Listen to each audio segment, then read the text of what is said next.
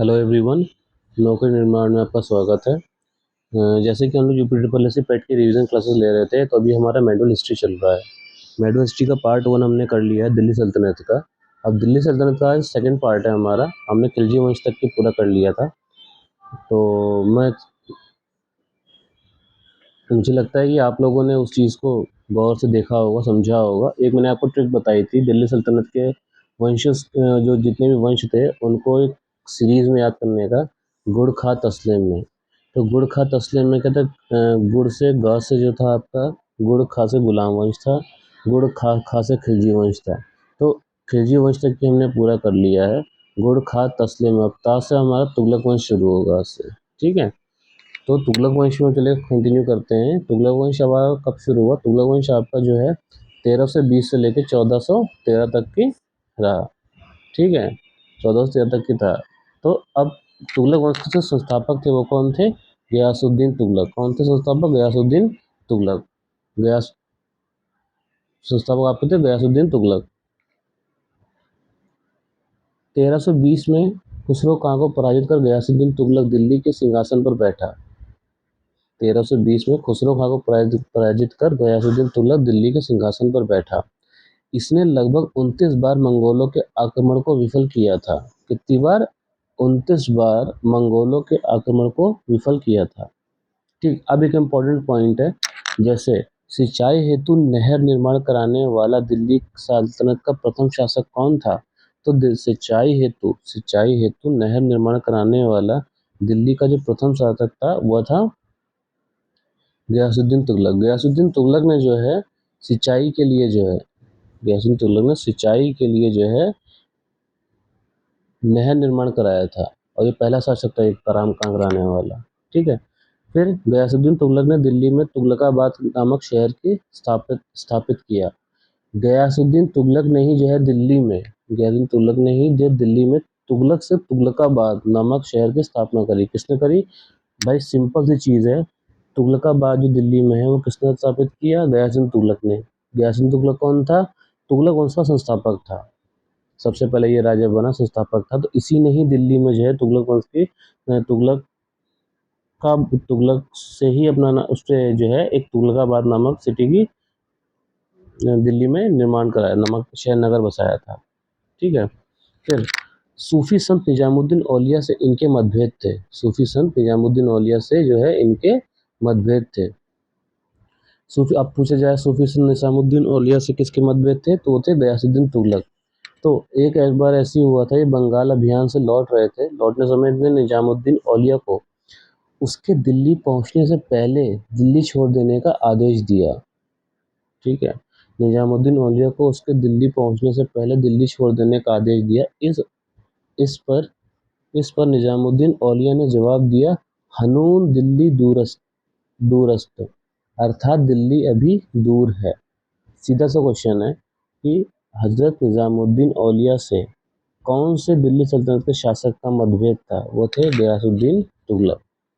फिर गयासुद्दीन तुगलक की मृत्यु 1325 में बंगाल के अभियान से लौटते समय जौना खां द्वारा निर्मित लकड़ी के महल में दबने से हुई। इस चीज़ को याद रखिएगा कि शासक की जो है मृत्यु जो है लकड़ी के महल में दबने से हुई थी, वो थे गयासुद्दीन तुगलक। और किसने इसका निर्माण कराया था लकड़ी के महल का? जौना खां। जौना खां जो है इनको मोहम्मद बिन तुगलक कहा जाता है। आप देखेंगे अगला जो शासक था इसी ने ही क्या नाम है लकड़ी का एक महल बनाया था, जिसमें दबने से गयासुद्दीन तुगलक की मृत्यु हुई थी, ठीक।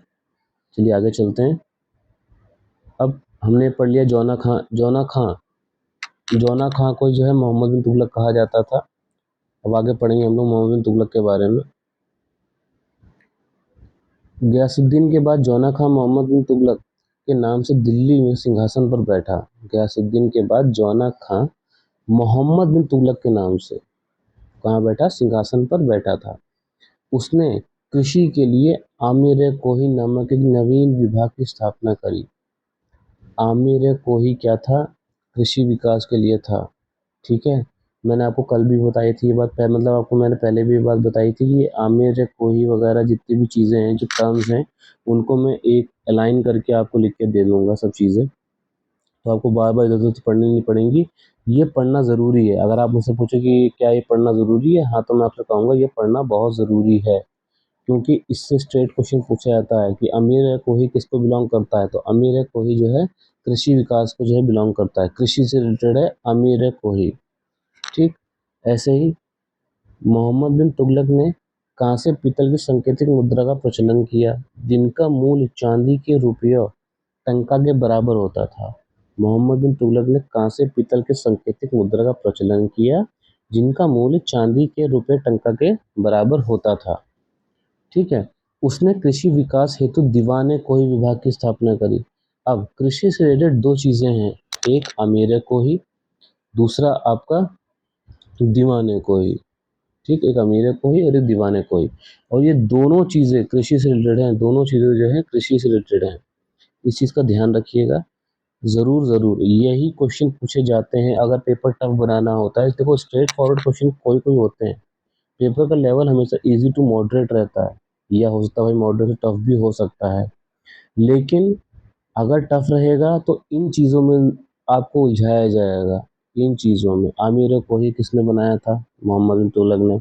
दीवान कोही किसने बुलाया था, किसने बनाया था? मोहम्मद बिन तुगलक ने। लेकिन अब आमिर कोई किससे बिलोंग करता है? कृषि विभाग से। दीवाने कोई किससे बिलोंग करता है? कृषि विभाग से। ठीक है।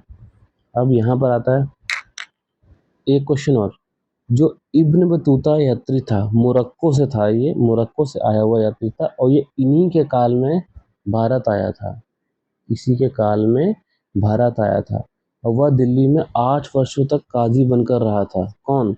मोरक्को का प्रसिद्ध यात्री इब्न बतूता जो है 1333 में आया था। कब आया था? 1333 में भारत आया, और वह दिल्ली में 8 वर्षों तक काजी बनकर रहा था। ठीक है। ये इम्पोर्टेंट की पॉइंट्स हैं। मैंने आपको बताया था मैं आपको इम्पोर्टेंट की पॉइंट्स कराऊंगा। अब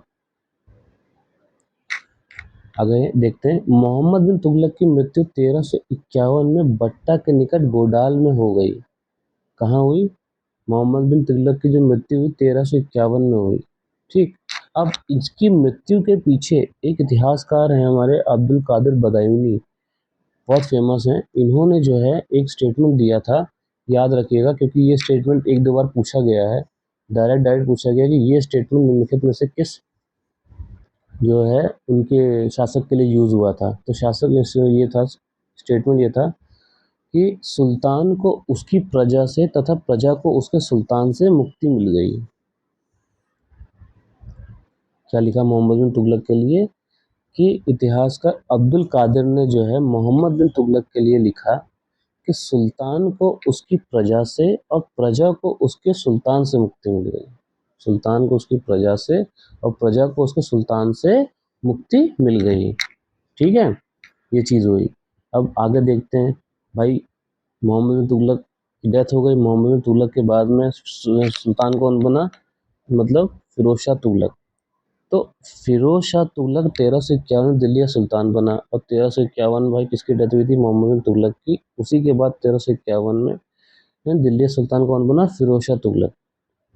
इसके लिए क्या फेमस है? उसने 24 कष्टदायक करों को समाप्त कर केवल 4 कर रखे, वराज, खम्मा, जजिया एवं ज़कात वसूल करने का आदेश दिया।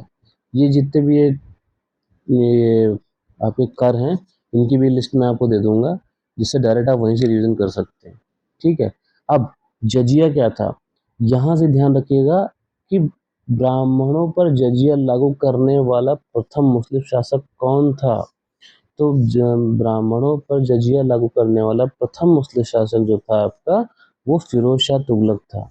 इम्पोर्टेंट पॉइंट है ये, एकदम इम्पोर्टेंट पॉइंट है ये चीज़। ये जो पॉइंट लिखा है यहाँ पे कि ब्राह्मणों पर जजिया लागू करने वाला प्रथम मुस्लिम शासक कौन था? तो ब्राह्मणों पर मुस्लिम जो है जजिया कर लागू करने वाला प्रथम मुस्लिम शासक था फिरोज शाह तुगलक। आगे देखते हैं अब।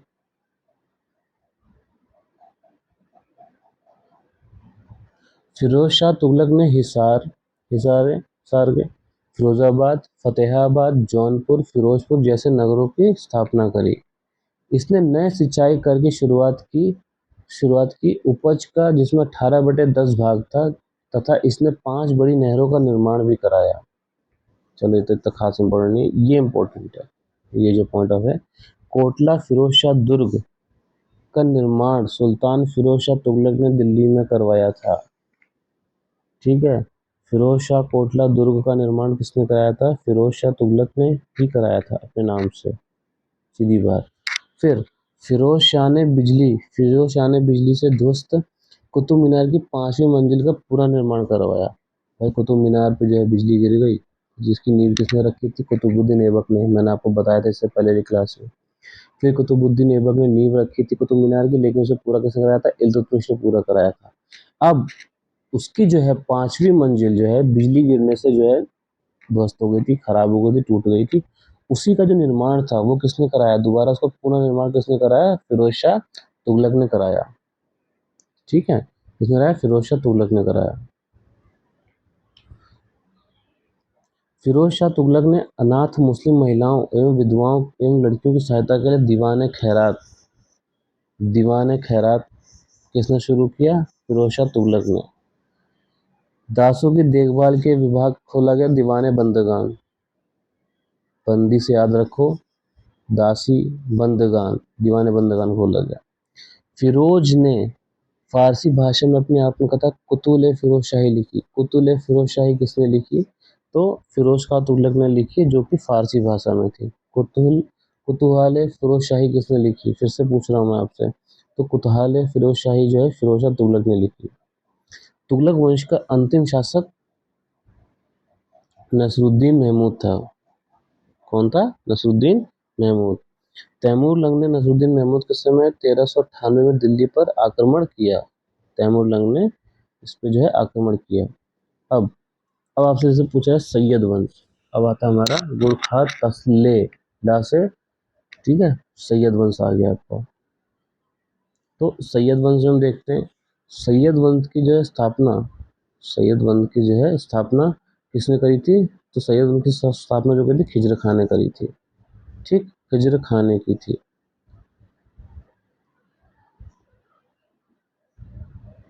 इसमें कोई ज़्यादा खास इंपॉर्टेंट नहीं। खिजर खान ने शाह की उपाधि धारण की थी। इस वंश का अंतिम शासक अलाउद्दीन आलम शाह था।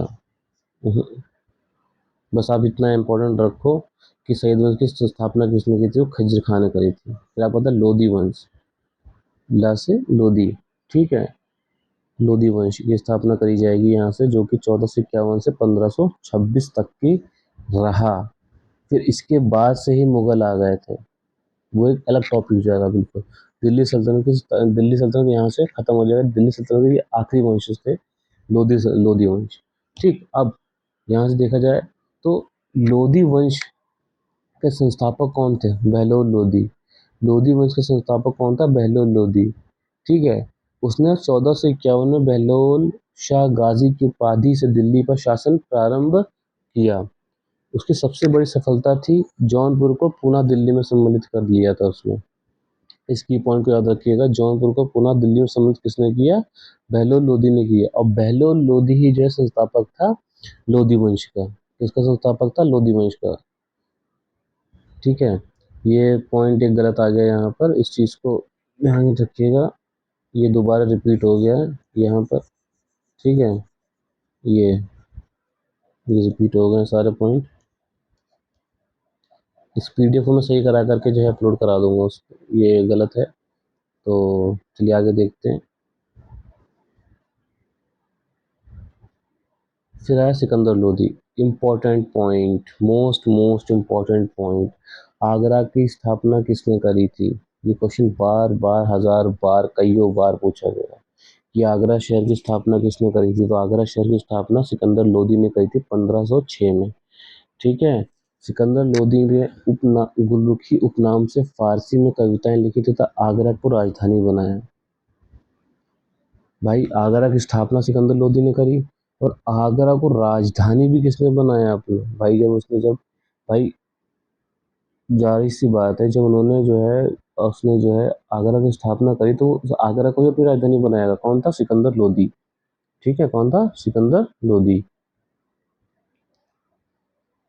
वह अपने सरदारों को मकसद अली कहकर पुकारता था तथा सरदारों के खड़े रहने पर स्वयं भी खड़ा रहता था। अब अपने सरदारों को क्या कहता था? मकसद अली, मकसद ए अली कहकर पुकारता था। अच्छा पॉइंट है। अपने सरदारों को मकसद अली कहकर पुकारता था और अगर सरदार खड़े रहते थे तो स्वयं भी खड़ा रहता था।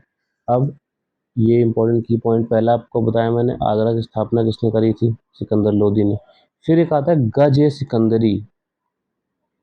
गज ए सिकंदरी भूमि नापने के लिए यूज किया गया था।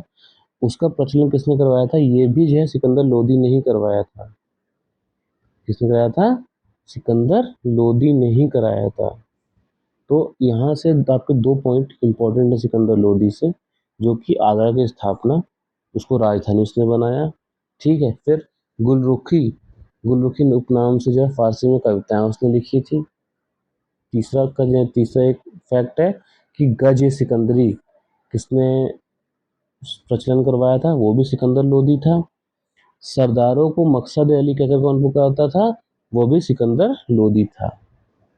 ठीक है। अब आगे का है, सिकंदर लोदी ने सिकंदर लोदी की मृत्यु 1517 ईस्वी में हो गई थी। उसके बाद इब्राहिम लोदी इब्राहिम शाह की उपाधि से आगरा का सिंहासन पर बैठा। ठीक है। इसके बाद कौन आया? इब्राहिम लोदी आया। अब इब्राहिम लोदी जो आखिरी सुल्तान था दिल्ली सल्तनत का। इतने अच्छे से याद रखिएगा इस चीज को। इब्राहिम लोदी ने बाबर ने 1526 ईस्वी में पानीपत का प्रथम युद्ध हुआ। इब्राहिम लोदी को हराकर मुगल सत्ता को स्थापित करी। किसकी स्थापित करी? मुगल सत्ता की। ये आपका मुगल होगा। ठीक है। मुगल सत्ता की जो है स्थापित करी। युद्ध स्थल में वीरगति प्राप्त होने वाला दिल्ली का एकमात्र सुल्तान था। भाई जब पानीपत, इस चीज से याद रखिएगा, 1526 में क्या हुआ? पानीपत का प्रथम युद्ध हुआ, जो कि इब्राहिम लोदी और बाबर के बीच में हुआ था। याद रखिएगा। फिर भाई अब जब युद्ध हुआ है तो यहाँ से मैंने आपको क्या होता है, लोदी वंश खत्म होता है, फिर क्या मुगल आते हैं। तो इब्राहिम लोदी इकलौता ऐसा शासक था पूरी दिल्ली सल्तनत का, जिसको जो है वीरगति प्राप्त हुई थी युद्ध में। युद्ध में वीरगति प्राप्त हुई थी। इकलौता शासक था इब्राहिम लोदी। इसके बाद आपके मुगल शासक शुरू हो जाता है यहाँ से। ठीक है। अब मैंने आपको जैसे वादा किया था कुछ इंपॉर्टेंट की पॉइंट्स आपको मैं कराऊंगा, तो ये इंपॉर्टेंट की पॉइंट्स हैं, आपको कहीं और देखने की जरूरत नहीं पड़ेगी, यहीं से आपको समझ में आ जाएगा। दिल्ली सल्तनत प्रमुख अधिकारी एवं उनके कार्य। ठीक। वजीर किसे कहा जाता था? तो वजीर आपके राजस्व विभाग को कहा जाता था। दीवान वजारत का प्रधान होता था। आरिज मामलिक सेना विभाग, ये ना होगा, सेना विभाग होगा। ठीक है। फिर दीवान रसालत विदेश विभाग का प्रधान। दीवान रसालत कौन होता है? विदेश विभाग का प्रधान होता है। काजी न्याय विभाग का प्रधान। बरीद मुमामलिक गुप्तचर विभाग का प्रधान। सद्र सुदूर धर्म विभाग का प्रधान। मुसूफ मुमामलिक महालेखाकार। मुसूफ मुमामलिक महालेखाकार। आमिर मुमामलिक, ये भी महालेखाकार, ये भी महालेखाकार। आमिर अमीर मजलिस शाही उत्सवों का प्रधान। ये शाही उत्सव का अरेंजमेंट वगैरह करता था, जो प्रधान होता, जो भी शाही उत्सव होते थे उनको आमिर मजलिस देखता था। ठीक है। खजीन किसे कहा जाता था? तो खजीन जो है कोषाध्यक्ष को कहा जाता था। खजीन किसे कहा जाता था? कोषाध्यक्ष को कहा जाता था। आमिर आखुर, ये याद रखिएगा, ये कई बार क्वेश्चन पूछा गया है। अभी मैंने आपको पढ़ाया था, रजिया सुल्तान ने भी जो है आमिर आखुर अपॉइंट किया था, जो कि अश्वशाला का प्रधान, मतलब घोड़े जो उसको अश्व होते थे, जो हाँ मतलब घोड़े रखे जाते, उसका जो प्रधान होता था उसे आमिर अखुर कहा जाता था। कोतवाल कौन होता था? शहर की शांति व्यवस्था का सर्वोच्च अधिकारी, जो पूरे शहर में जो शांति व्यवस्था स्थापित कराता था, उसका जो प्रधान होता था वो कोतवाल होता था। ठीक है। अब कुछ आगे का पॉइंट देखते हैं। दिल्ली सल्तनत के प्रमुख विभाग उनके कार्य। दिल्ली सल्तनत के प्रमुख विभाग एवं उनके कार्य। दीवान वजारत कौन था? वित्त विभाग। के अंदर आता था। दीवान अर्ज किसे कहा जाता था? सैन्य विभाग कहा जाता था। दीवान मुस्तक राज राजस्व विभाग। दीवान रसालत विदेश विभाग। दीवान खैरात दान विभाग। दीवान खैरात दान विभाग। दीवान आमिर कोही कृषि विभाग। दीवान आमिर कोही कृषि विभाग। दीवान इस्तकाक पेंशन विभाग। दीवान इस्तकाक पेंशन विभाग। ठीक है। दीवान वकूफ व्यय विभाग को कहा जाता था। दीवान ईशा पत्राचार विभाग को कहा जाता था। दीवान ईशा किसे कहा जाता था? पत्राचार विभाग को कहा जाता था। ये इंपॉर्टेंट चीजें हैं, ये बहुत इंपॉर्टेंट चीज है। जितना आपने ऊपर पढ़ा उतना ही इंपॉर्टेंट ये भी है जो ये चीज यहाँ लिखी हुई है। एक बार फिर से देख लीजिए। दीवान वजारत वित्तीय विभाग को। दीवान अर्ज सैन्य विभाग को। दीवान मुस्तकराज राजस्व विभाग को। दीवान रसालत विदेश विभाग को। दीवान खैरात दान विभाग को। दीवान आमिर कोही कृषि विभाग को, मैंने आपको ऊपर पढ़ाया था एक बार। दीवान इस्तहाक पेंशन विभाग को। दीवान वकूफ व्यय विभाग को। दीवान ईशा पत्राचार विभाग को। ठीक। हाँ, अब आते हैं आपको जो टैक्स थे, जो सल्तनत काल में 5 प्रकार के जो कर लगाए जाते थे, वह कौन कौन से थे? वो जो है कौन कौन से थे? पहला है आपका उष्ण। जो उष्ण है वो आपका मुसलमानों से लिए जाने वाला भूमि कर था। उष्ण क्या था?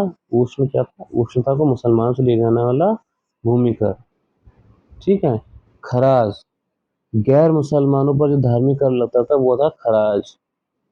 खमस, लूट खानों एवं भूमि से गढ़े हुए खजानों को जो प्राप्त धन होता था वो खमस में आता था। जैसे जक़ात, मुसलमानों पर जो धार्मिक कर लगता था, मुसलमानों पर धार्मिक कर जो लगता था उसका नाम ज़कात कहते थे उसे। और जजिया, गैर मुसलमानों पर जो धार्मिक कर लगाया जाता था वो था जजिया। ये इंपॉर्टेंट चीज़ें हैं, ये सीधे सिंगल वर्ड में पूछ लिया जाता है। खराज क्या है? गैर मुसलमानों पर धार्मिक कर लगाया जाता है। और खमस क्या है? लूट खानों एवं भूमि के गढ़े हुए खजानों से प्राप्त धन। जजिया क्या है? गैर मुसलमानों पर धार्मिक कर लगता था वो जजिया है। ज़कात मुसलमानों पर धार्मिक कर, इस चीज़ को याद रखिएगा। खराज और जजिया सेम था। गैर मुसलमानों पर जो धार्मिक कर लगता था वो खराज था, जजिया था। ज़कात क्या था? जो मुसलमानों पर जजिया कर लगता था। ठीक है। अब यहाँ से आपका दिल्ली सल्तनत पूरा ख़त्म होता है। अब हम यहाँ अब जो है इसकी पीडीएफ जो है आपको टेलीग्राम चैनल में मिल जाएगी, जो कि जो है डिस्क्रिप्शन बॉक्स में लिंक दे रखा है, वहाँ से आप जा कर के डाउनलोड कर लीजिएगा, ज्वाइन कर लीजिएगा टेलीग्राम को। और मेरे हिसाब से चीज़ें इंपॉर्टेंट चीज़ें ख़त्म हो गई हैं। इन चीज़ों को बार बार रिवाइज़ करिए, मॉक टेस्ट लगाइए, बार बार रिवाइज़ करिए। वो दिल्ली सल्तनत हमने 2 पार्ट में ख़त्म कर लिया है। छोटी-छोटी वीडियो की पॉइंट्स हैं, जितने भी इंपॉर्टेंट पॉइंट्स हैं वो हम इसमें लेकर चले हैं। अब यहाँ से अब आपका दिल्ली सल्तनत ख़त्म होता है। अब आपका जो है मुग़ल पीरियड शुरू होगा, उसे भी हम जल्द से जल्द निपटाएंगे। जितने भी की पॉइंट्स हैं, जैसे अभी तक हम सारे चैप्टर से की पॉइंट लेके चले हैं, वैसे ही उसके भी आगे भी जो है हम सारे की पॉइंट्स ही लेके चलेंगे। ज़्यादा कोई कहानी नहीं, कुछ नहीं। ठीक है। तो thank you so much. Channel को प्लीज़ लाइक करिए, सब्सक्राइब करिए, शेयर कीजिए, ताकि ज़्यादा से ज़्यादा लोगों तक पहुँचे, आपकी तरह बाकी लोगों की भी हेल्प हो पाए। ठीक है। ओके, मिलते हैं अगली वीडियो में। Thank you so much.